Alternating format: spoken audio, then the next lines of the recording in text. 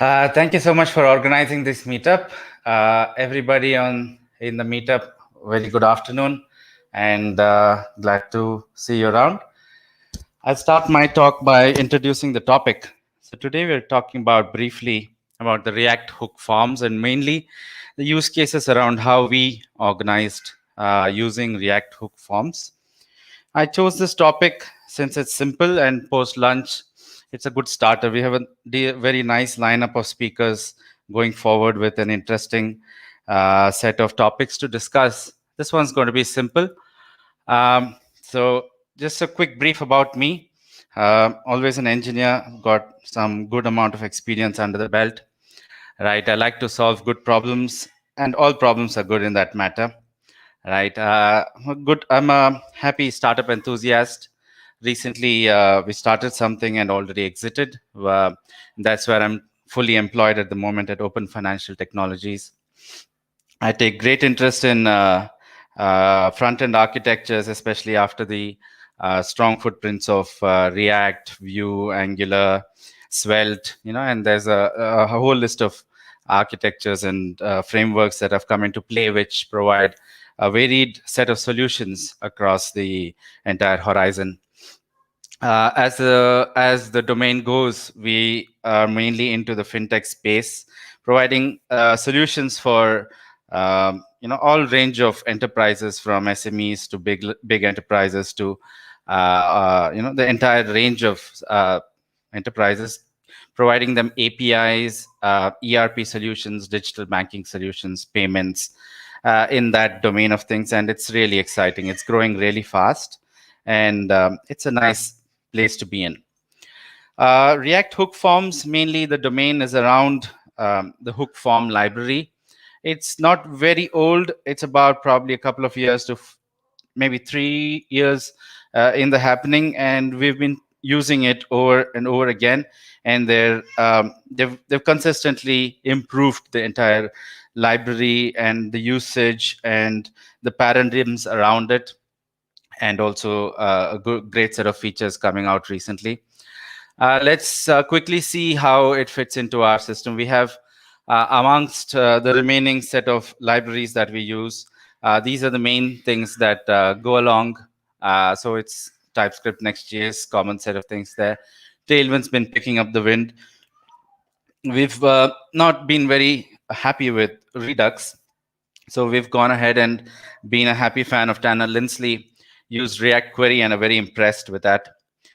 We also use the React table from Tanner Linsley. We've picked up XState by David from Microsoft, and the ecosystem around that is amazing. It provides a range of solutions for state management, for our finance state automata, and it's very modular and very exciting. I could probably go about it for very long, but we stick to React hook forms for this session. Headless UI and React Select. This tech stack has evolved over a period of time, and being lazy coders, it's helped us develop quite a lot of solutions. With Next.js giving all the routing and server-side stuff, and React Query doing the heavy lifting on the state management and API handling, and the entire promise management on without needing the global states and caching and whatever the requirements are there for a usual mid-level sized application. So React hook forms fits well into the tech stack. Comparatively to any other set of frameworks that we saw for building forms, it's basically infrastructure level. You'll need to build the form components separately using probably the stylings of Tailwind or Material UI or anything that you fancy. But hooking it up with the form and providing validations, providing ground up performant components, and making it work along with the ecosystem of nested forms and all of that. It's very interesting and exciting to use. So why did we, or what were our main motives behind having the need to use a framework just for building infrastructure? So means the developer journey, right? We have developers coming in, going out, having the need to understand the framework behind the application and understand how things are wired. We were having problems trying to communicate the entire APIs or the interfaces and the contracts that were around the form building the tasks. So what happened with React Hook forms, where we were able to separate the need for having to understand the whole thing, give a common set of instructions to developers, and they came on board much quickly than when we didn't have this in place, right? Also, since we have a startup background, the product, until we reach product market fit, we keep churning applications. So it was important to have this set abstracted out so that we don't keep doing the same kind of stuff of writing forms using use state or redux forms or something that's not performant, right? So the React Hook forms provided a good base to create components that were very common to most of our applications, very neatly providing refs in place and using hooks, providing great documentation, and a host of things which we'll quickly discuss, right? The most important thing was the performance. We noticed that although when in the beginning we were writing on click handlers, on change handlers, on focus off, on whatever the input text provides or the input field provides, along with integrating with React Select, putting in checkboxes, radio buttons, the performance was very dull when we had a lot of fields on the screen. So that brought us to a problem that, how do we manage all these kind of things without having to write them our own, or having a developer put in considerable amount of effort to get a balance across the forms. So on looking up at React Hook forms, it was very endearing to see that they had worked very hard on isolating the rendering, reducing the re-renders, making it very, very versatile, and identifying when what needs to get updated, right? That part was very well calculated and devised. So it acted like a super catalyst in our utility. So what are farm components? You'll see this everywhere, anywhere, on mobile devices, on web devices, on chat windows, on except for voice and AR, you'd see form fields anywhere and everywhere. It's although since the beginning, since the 90s, you've seen Google have a simple text field. People have their own set of requirements when you come over to a form. It could be styling, it could be validations, it could be the need for putting in buttons into text fields, it could be having a search within your text field or a drop down. It could be multiple facets of what do you call streaming, and having to show predictable suggestions and all of that. I'm not going to go into the details as of showing code and helping you get started, because the documentation on the React Hook forms are really, really good, right? You'd probably be excited to do it yourself. But what I'd like to introduce is some of the concepts that are already available on React Hook form that, which if I would probably give you an introduction, would help you get started much, much better. So basically, you're able to create controlled and uncontrolled components using their controller widgets. They provide a host of hooks that you can wire up, for the context set of requirements or for the form states. If you want to identify if your form is dirty or if the form has any fields that are not touched, right? So those kind of things are very easily addressed. Going further, there's also well-devised ways of putting in dependent fields. You can have watched elements, which can devise for other conditions to render other components in your form. So I'd like to take a use case of acquiring data for a person. So a person could have multiple addresses in a given state. He could have multiple houses. So the main things are his name, his email ID, right, his date of birth, and then he could have a list of addresses. Now, if you were to go on and devise the ways of how you want to do this, it can get very cumbersome very soon, and you would have much more complex use cases that have similar requirements of nested fields. With the use of React hook forms, more recent versions, they have use array fields, which provides for having nested forms for objects that are within arrays. Use array fields, which can provide for handling, appending objects at the end, or inserting into a specific place, or deleting a specific object from the list. And these all fold into the main object that is part of the entire form control. So it's very well organized in terms of how you'd be able to use it, and the hooks that are provisioned around making the best use of the context, and the form states and the field arrays, and especially the validations are what impressed us the most.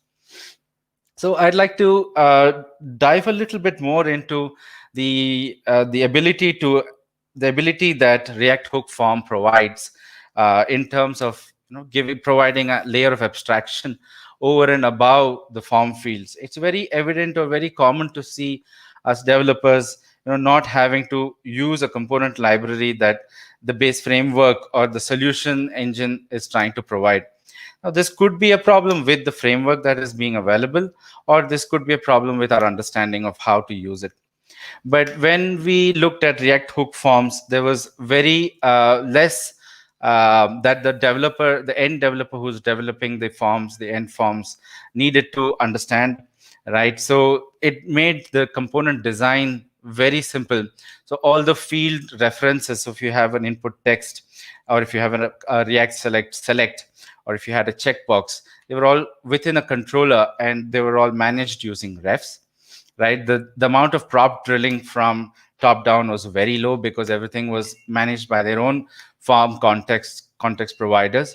So there wasn't additional props that were necessary to be passed, like on click, on change, on focus off, all of those things, right? They had a good pattern of using headless UI, right? We were able to easily develop molecules from the atomic design structure to layer our input fields, labels, validations, right? Whatever that was required for a specific form input to be devised and componentized and kept separate from the form that was being developed. The usage of the forms also played a strong role using the use form context, because we never had to necessarily pass any of the references. They were obtained from the use form context, be it the watch fields where you were able to watch the values that were being changed, or the set of errors that were being generated on validation, or it could be the set values if you were setting specific values from another dependent object. So the design of the library is very smart, is very well thought out, and is very decisive, along with being well documented. So these were some of the things that were very impressive. Going into a bit more details amongst why the choice and how the appreciation, validations. Now these are every form field. You don't want someone passing a phone number in an email field. That's evident, right? But then how do you implement that? You would either need a on change, then put a regex, and then evaluate, find ways to render the error message, and then if it's squeezing in, how do you render that? So this, we didn't want the developer to handle it himself on every necessary opportunity. So validations were kept separate, where the developer just had to write a schema using Yup. Yup is a library that helps you devise schema for your models, and you are able to write validations for that schema, and it's very flexible. If you browse through the Yup GitHub repo, the documentation is very interesting and neat, and you will be able to do dependent validations on the fields, and post the entire individual field validation. You could do a complex field or a composite field validation, which is also very exciting, right?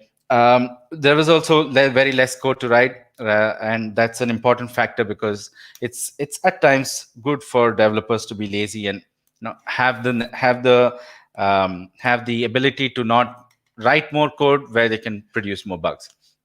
Right, so that was an opportunity. Nested form fields, although they weren't there initially, which was a hassle because we were finding it difficult to the structure of putting in field names was not well versed in the beginning, and over the very recent releases it's matured and it's become very well organized. Array fields, form fields were another set of requirements that were well solved in this architecture. It provides for, you could use the _get to deep nest a field name from a model schema, and that was very helpful. The context usages, as we discussed earlier, there's a root context for any form that you have, and you can have nested forms which are dependent on these things. Subscriptions, and you could watch the field value of the object from anywhere, any child component that was in the tree of the component form. Right, this is the ability to create controlled and uncontrolled components. Hooks, very well organized hooks. We picked up a few patterns of how to write hooks from this library, and it was pretty very useful. We also learned how to be natural in explaining how the libraries should be are behaving and what a user can expect from a developer devised product or a library that is exposed to a whole set of users who share a common set of problems.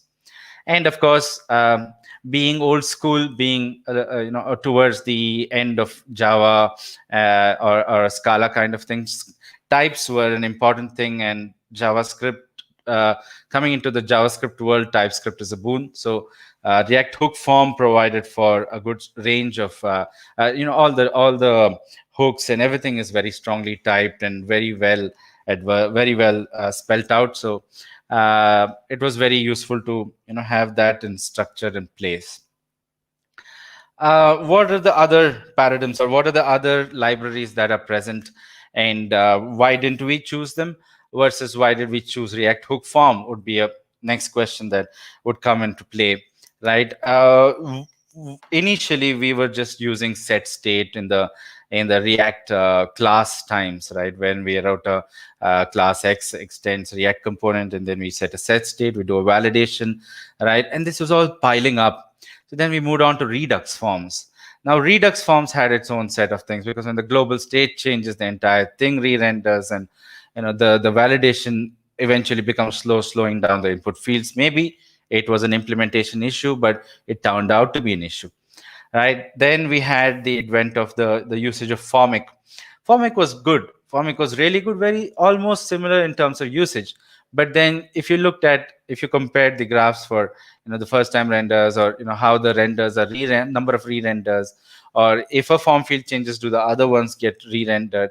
These things took play when we had really long forms. So we had to evaluate. We had to put into place an evaluation criteria whether this was actually a problem that we were trying to solve. Apart from that, the rest of the things are that the library has, which React hook form doesn't have any module dependencies. It's free it has no package dependencies. React hook form is much lighter. It's just about, I think, I don't remember the exact KB size, but it's pretty light.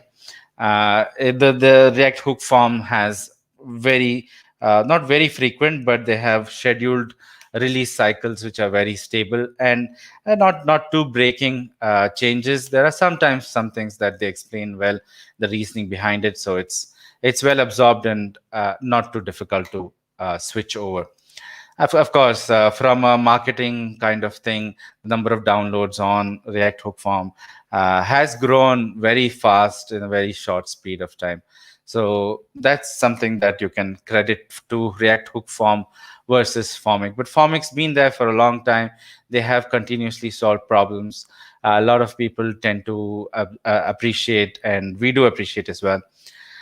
I think I'm almost there. I would definitely recommend React Hook Form. The documentation is really good. The demo site shows you, how to quickly start using things. Basically, you have a wrapper of form, and then there's some on submit methods. You have validations. You can register your fields, right? And it can be used on React Native mobile apps as well. It's they have good support for that. Do check it out. It's on that link that's there. And there's a really good set of documentation. Validations are top notch, as in you're able to put in validations very easily. And so using it is top notch.